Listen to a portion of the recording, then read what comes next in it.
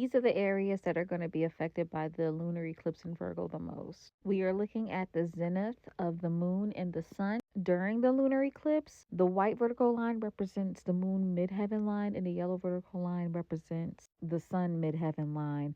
I have an orb of influence for those two. Yeah, you see how Iran is kind of highlighted there, as well as the US. Let's see how this is going to play out. So the lunar eclipse is basically a very special and aligned full moon. And so this full moon lunar eclipse is happening in Virgo. And full moons, especially lunar eclipses, are about letting go and releasing. It has a heightened importance than any other full moon. And this one is happening in Virgo. And now in mundane astrology, the moon represents the people and the sun represents, authority figures like head of state. So it seems like the people are focusing more on what's practical, what makes sense, the details, while the higher ups are basing things off of their feelings and emotions. Again, the moon represents the people and the public opinion, and South Node often speaks of a sacrifice that is had. It's quite malefic, and so I feel like this speaks to a lot of the lives that recently has been lost through all the attacks that we've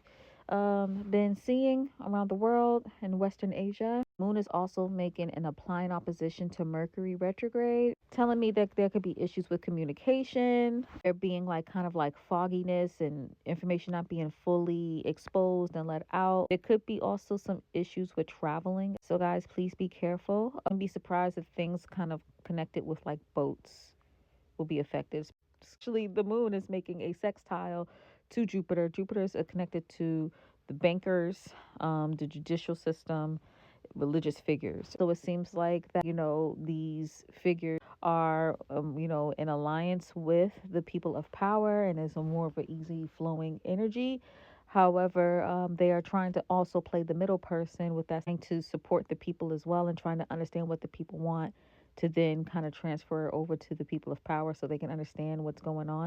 But I can't help but to see that Iran's highlighted here for the sun, and for the moon, the United States is highlighted. Eclipses typically represent a loss of leadership, right?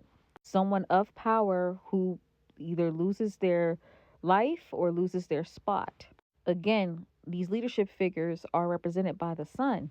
And Iran happens to be within the orb of influence that is highlighted in this map that I created. And they did lose a couple of leaders. And who was involved in that leader losing their life? America. And the moon is on the opposite. Do you see how this plays out with astrocartography?